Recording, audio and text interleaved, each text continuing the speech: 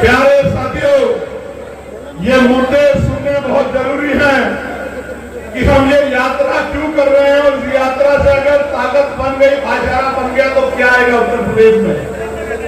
प्रदेश के सभी परिवारों को मुफ्त और बेहतर स्वास्थ्य सेवाएं व्यवस्था की जाएंगी ताकि इलाज के अभाव में किसी को अपने परिजन को ना खोना पड़े और किसी की जेब कटाई ना।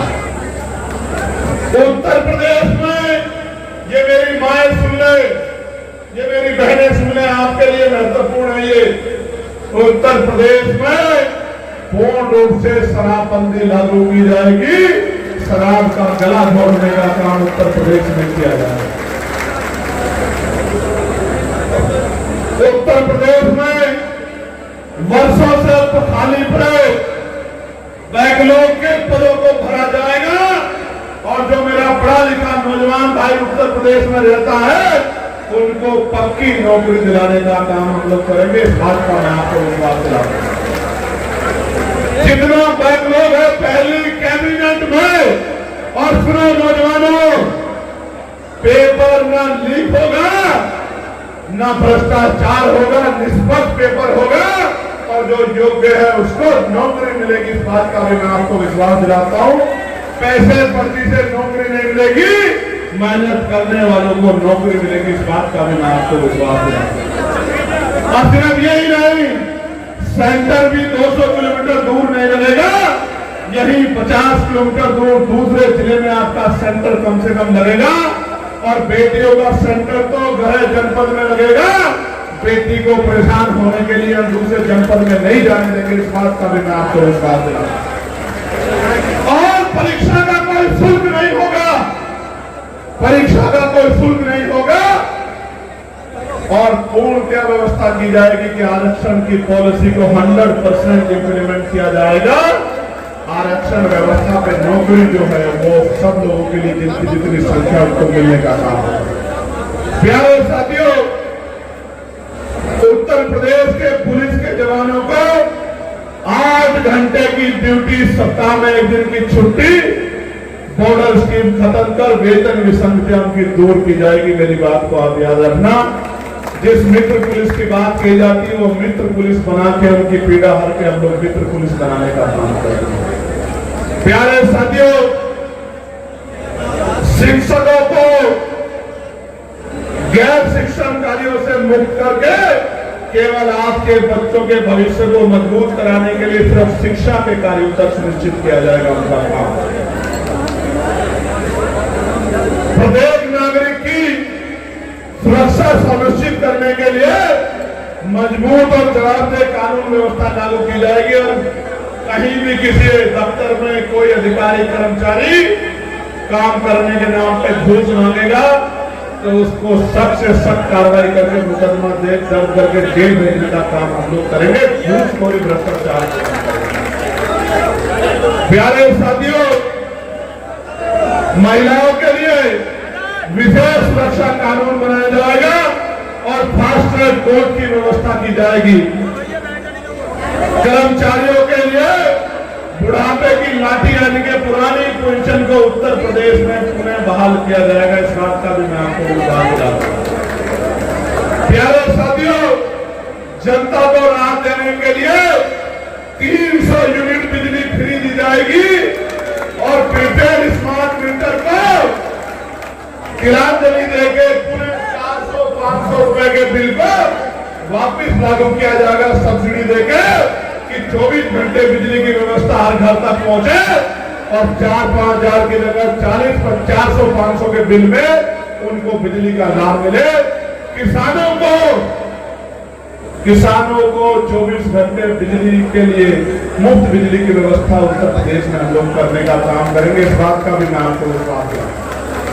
प्यारे साथियों, किसानों को उनकी फसल पे एमएसपी की, हर फसल पे एमएसपी की कानूनी गारंटी और उनके बिजली के बिल को, चाहे वो आम जनता गरीब लोग हो या किसान के बिजली के बिल को, उनके कर्ज को माफ करने का काम सरकार करेगी। खाने पीने की जो वस्तुएं उनमें मिलावट पे रोक लगेगी और मिलावट करने वालों पर कठोर कार्रवाई की जाएगी। तहसील स्तर पर आईएएस, आईपीएस, पीसीएस और अन्य प्रतियोगी परीक्षाओं के लिए निःशुल्क कोचिंग सेंटर कमजोर वर्गों के बच्चों के लिए खोले जाएंगे, बहुजन समाज के बच्चों के लिए। इस बात का भी मैं आपको विश्वास दिलाता हूं।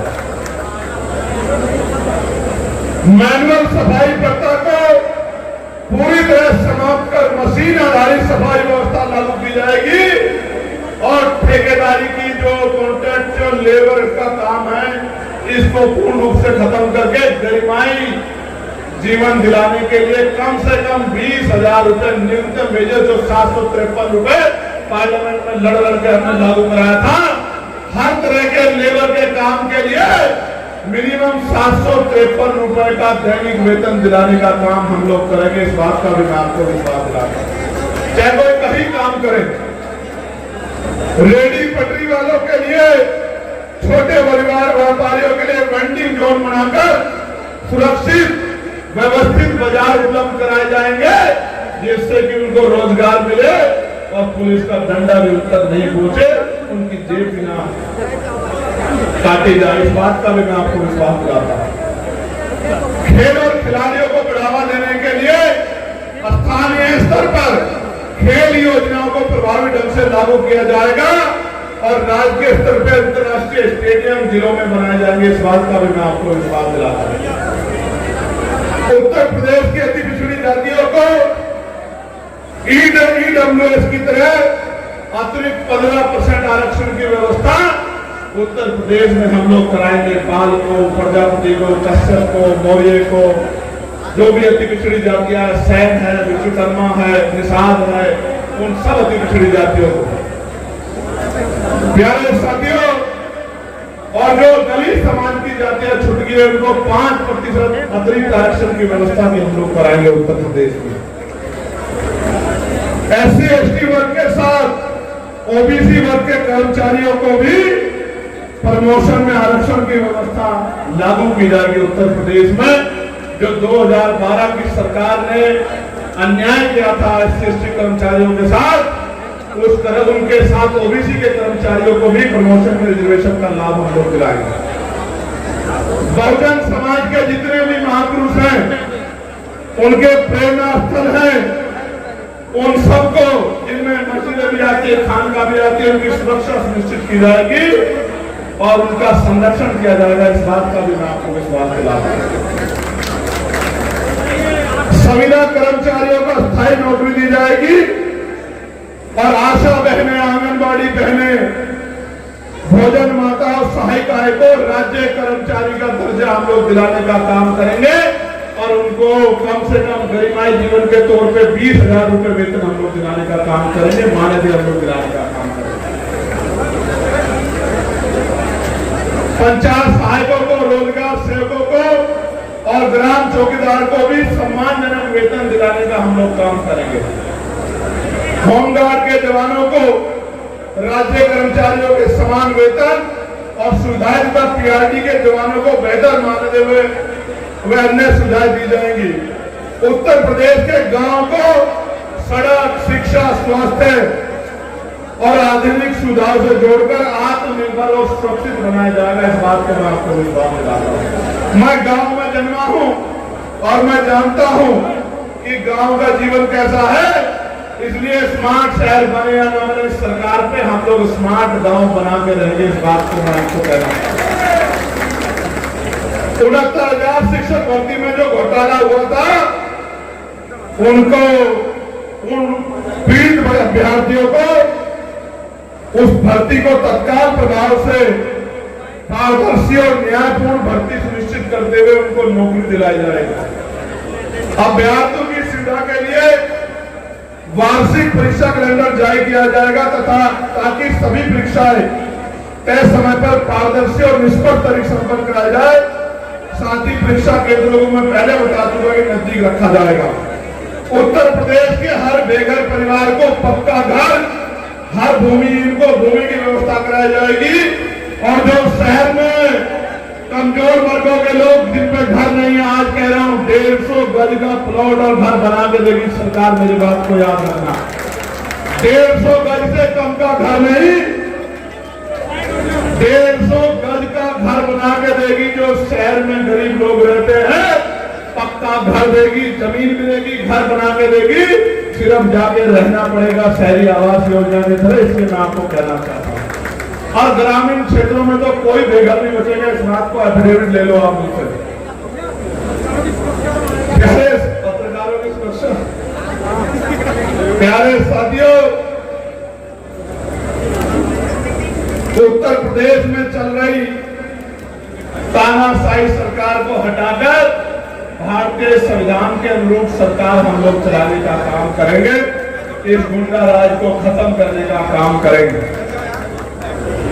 सभी श्रमिक भाइयों को न्यूनतम वेतन, जिसका जिक्र मैं पहले कर चुका हूं कि न्यूनतम वेजेस यानी कि 753 रुपए से कम मजदूरी पे काम नहीं करने देंगे। न्यूनतम वेजेस जो केंद्र ने घोषित किया उसको लागू कराकर रहेंगे।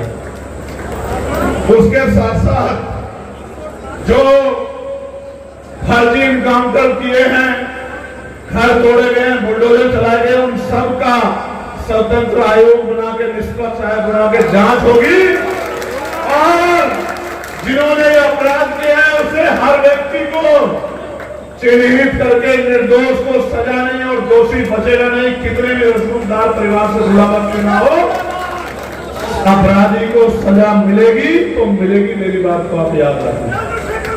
प्यारे साथियों, उत्तर प्रदेश में कहीं भी टोल के नाम पर गुंडागर्दी उत्तर प्रदेश की जनता के साथ नहीं होगी। उत्तर प्रदेश में टोल समाप्त किए जाएंगे, इस बात का मैं आपको विश्वास दिलाता हूं। टोल के नाम पर जेल नहीं कटेगी। पत्रकार भाइयों की सुरक्षा सुनिश्चित करेंगे और ग्रामीण क्षेत्रों के पत्रकार भाइयों को सम्मानित वेतन दिलाने का काम भी करेंगे और पेंशन भी दिलाने का काम करेंगे। मेरी बात को याद रखना। और शिक्षा मित्रों को नियमित कराने का काम भी करेंगे। अब मैं कुछ अपने बारे में भी कहना चाहता हूं, मेरी तरफ भी देखो। अगर आपकी ताकत बनी, 1 साल के अंदर उत्तर प्रदेश की काया पलट जाएगी। इस बात का मैं आपको विश्वास दिलाता हूं, क्योंकि उत्तर प्रदेश में जो काम करने वाले लोग आएंगे वो बैंक बैलेंस बनाने के लिए नहीं, आपके आंसू पोंछने के लिए काम करेंगे, आपको ताकत देने का काम करेंगे। मेरी बात को आप याद रखना। और जहां लोग खड़े हैं, ये आप जानते हो, हमने नगीना की 5 सीटों पर लोकसभा की भारतीय जनता पार्टी के प्रत्याशी को धूल चटाने का काम किया। आपने देखा होगा, ऐसा याद से वोट काट दिए गए। अगर आप एकजुट रहे, मैं फिर कह रहा हूं, किसी प्रत्याशी से कोई पैसा नहीं लिया जाएगा, उसके काम के आधार पर उसको अवसर दिया जाएगा और जनता के सेवक के रूप में वो काम करेगा। जैसे चंद्रशेखर आजाद आपके बीच में खड़ा है, हर एक प्रत्याशी विधायक बन के आपके बीच में खड़ा होगा। और बिजनौर में तो ऐसी स्थिति है, नजीबाबाद वालों सुन लो, ऐसी स्थिति है बिजनौर में, शाहपुर वालों कि आठों की आठों विधानसभा आजाद समाज पार्टी काशीराम का गठबंधन, जो जनता का गठबंधन है, जीत से जाएगा। मेरी बात को याद रखना। और हिस्सेदारी में भी कमी नहीं रखेंगे। पूरे उत्तर प्रदेश में दलितों को भी, पिछड़ों को भी, मुस्लिम भाइयों को भी, अति पिछड़े भाइयों को भी, सबको संख्या के आधार पर भागीदारी देंगे। और जो बच जाएगा उसको जिला पंचायत बनाएंगे, चेयरमैन बनाएंगे, जिला पंचायत अध्यक्ष बनाएंगे, सांसद बनाएंगे। उसके लिए फिर से मेहनत करेंगे। कॉर्पोरेटिव सोसाइटी में चेयरमैन बनाएंगे, उनको फिर से प्रमुख बना के ताकत देने का काम करेंगे। एक भी कार्यकर्ता को अकेला नहीं छोड़ेंगे। मेरा मुद्दा, मैं बात आपसे क्यों कह रहा हूं, मैं आज भावुक भी हूं। एक बात तो मन में आया, मैंने प्रदेश अध्यक्ष जी से जिक्र भी किया कि जुल्म को रोकने के लिए अगर मुझे कोई ठोस कदम उठाना पड़ा तो मैं उठा लूंगा। कैसा कदम? जब मुझे 2023 में गोली लगी थी, उस दिन मैंने मान लिया था कि मेरा जो जीवन है वो अभी मरने का समय नहीं आया, क्योंकि अभी मेरे पे बहुत सारा काम बाकी है जिसकी जिम्मेदारी अभी कुदरत ने, प्रकृति ने, ऊपर वाले ने मुझे सौंपी। जब तक वो काम पूरा नहीं होगा मैं मरने वाला नहीं। लेकिन जो अन्याय किया गया पिछले कुछ दिनों में यहां, वो मैंने अपनी आंखों से देखा। आप बैनर पार सकते हो, सत्ता के इशारे पे बैनर उतार सकते हो, आप झूठ फैला सकते हो, लेकिन चंद्रशेखर आजाद को अपने परिवार के दिल से नहीं निकाल सकते। मेरी बात को आप याद रखें। फिर कह रहा हूं 8 महीने मांगे हुए दे दो। 8 महीने, 8 महीने के बाद शिकायत करना। आपकी हर एक शिकायत पे आपके सामने खड़े होकर जवाब दूंगा। कभी आपसे आंख नहीं चुराऊंगा, इस बात को मेरे आप याद रखना। लेकिन ये 8 महीने इसलिए दे दो कि उत्तर प्रदेश के हाल खराब है। बाबा साहब अम्बेडकर की जयंती पे कोई नई परमिशन नहीं मिलेगी। सदगुरु रविदास जी की जयंती पे कोई नई परमिशन नहीं मिलेगी। तथागत गौतम बुद्ध की कथाओं पे कोई परमिशन नहीं मिलेगी। 5 मिनट के लिए सड़क पे आप खड़े हो जाओगे तो दुनिया पलट जाएगी। आप अपनी आंखों से देख रहे हैं। कानून बराबर नहीं है सबके लिए। मस्जिदों पे, खानकाहों पे, मदरसों पे बुलडोजर चिन्हित करके चला जा रहा है। और जो धार्मिक हमारे गुरु हैं, जैसे महाराष्ट्र में एक मंत्री है, वो कह रहा है कि पाकिस्तान चले जाओ, पाकिस्तान चले जाओ। आ जाओ नगीना, हम भेजेंगे, बताएंगे कहां भेजना है आप जैसे लोगों को। और हमने कहा था कि अपनी सरकार के लोगों से कहो कि वो भी आ जाए, जो अपने आप को कहते हैं कि हम बहुत बड़े नेता हैं। नगीना में, बिजनौर में आओ, स्वागत करेंगे आपका। मेरी बात को अब याद रखना। आओ यहां आकर दिखाओ ताकत। अन्याय, कोई ताकतवर है वो इसलिए ताकतवर नहीं है कि वो गरीबों पे अत्याचार करे। ताकतवर वो है जिसके साथ खड़े होकर घर गरीब कमजोर अपने आप को ताकतवर महसूस करे। अगर जनता ने सत्ता सौंपी है तो जुर्म करने के लिए नहीं सौंपी, गरीबों के घर जाड़ने के लिए नहीं सौंपी, जाति धर्म के आधार पे कार्रवाई करने के लिए नहीं सौंपी, कुछ करके दिखाने को सौंपी थी। 9 साल हो गए खून चूसते रहे आपको उत्तर प्रदेश की जनता का। कभी बिजली की मार, कभी टैक्स की मार, कभी पेट्रोल के दाम, कभी डीजल के दाम, कच्चे तेल के दाम बढ़ रहे हैं और डीजल पेट्रोल के दाम यहाँ बढ़ रहे हैं। इस देश में 1000 रुपए सिलेंडर के, कमर्शियल सिलेंडर के दाम बढ़ा दिए। कोई पूछने वाला नहीं है। टोल के नाम पे आप जेब काट रहे हो। और अगर कहीं कोई सवाल कर दे तो लाठियों से पीटते, ये गरीब जाए तो जाए कहां। इसलिए हर व्यक्ति को ये मन में पक्का कर लेना है कि सरकार को हम इस सत्ता परिवर्तन यात्रा के जरिए उखाड़ कर फेंक देंगे और उत्तर प्रदेश में मानवता के राज वाली, बेगमपुरा राज वाली आजाद समाज पार्टी की सरकार बनाएंगे। और जितने लोग यहाँ उपस्थित हैं वो घर घर जाके इन बातों को, ये जो 32 विषय मैंने दिए हैं, इनसे आगे भी जो विषय हैं उन सारे विषय को पहुंचाने का काम करो। मैं फिर आपसे कह रहा हूं, मेरा बस चले तो मैं MBBS की पढ़ाई मुफ्त कर दूं गरीबों के बच्चों के लिए। मेरी बात को आप याद रखें। मेरा बस चले तो मैं इंजीनियरिंग की, लॉ की, LLB की, मास कम्युनिकेशन की, MBA की, MCA की, PhD की, BEd की, BTC की पढ़ाई को गरीबों के दरवाजे तक पहुंचा दूं। इतने कॉलेज, स्कूल, इतनी यूनिवर्सिटियां बनाऊं कि किसी का बच्चा बिना शिक्षा के ना रहे। लेकिन वो दिन भी आएगा आपके आशीर्वाद से, लेकिन आपको हमें मेहनत करनी पड़ेगी।